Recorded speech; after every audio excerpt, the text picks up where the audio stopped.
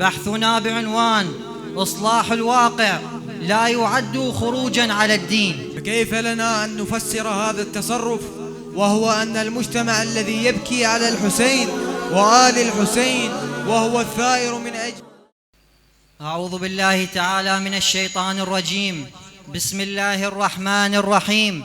الحمد لله رب العالمين، والصلاة والسلام على محمد وعلى آله الطيبين الطاهرين.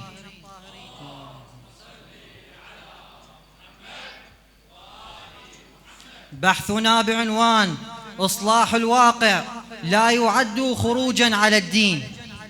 مفارقة عجيبة أصيب بها المجتمع الشيعي المعاصر تحتاج إلى تأمل ودراسة واقعية من أجل تنبيه هذا المجتمع وإعادته إلى الرشد والصواب. ولعل الوقوع في هذه المفارقة كان سببه أن المجتمع قد تعلق بثورة الإمام الحسين عليه السلام تعلقاً عاطفياً بعيداً عن روح رسالة الإمام الحسين عليه السلام.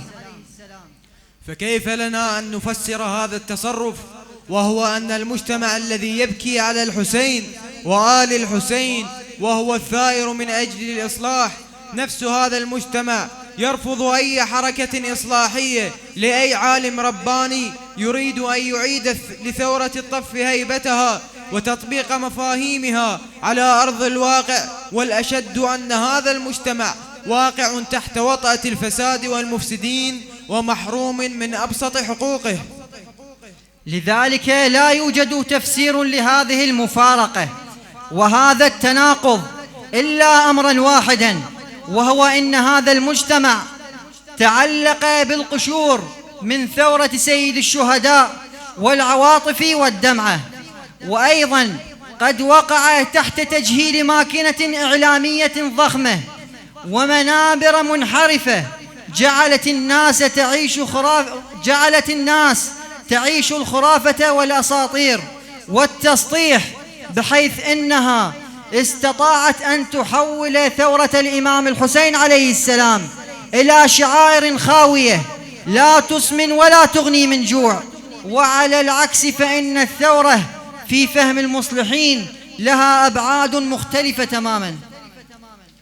ولنتطلع على فهم المحقق الأستاذ لأبعاد الثورة، حيث يقول إن الغاية والهدف ليس الطف كواقعة حصلت، وليس الإمام الحسين عليه السلام كشخص معصوم مفترض الطاعة قتل فعلينا ذرف الدموع على تلك الحادثة المأساوية الحزينة، بل أن طف كربلاء تمثل الخير والشر والصراع بينهما منذ خلق آدم إلى يوم الدين في الأرض وفي السماء، عند أهل الأرض وعند سكان السماء. وأن الإمام الحسين عليه السلام يمثل الصدق والحق والقسيم والمحك بين الخير والشر والجنة والنار وفي جميع تلك العوالم. وبعد إثبات ذلك يصبح الأمر واضحا أن حركة التمهيد المهدوي واليوم الموعود المقدس والإمام المنتظر عليه السلام ودولته الإلهية العادلة كلها جزء من الحركة الحسينية وامتداد لها.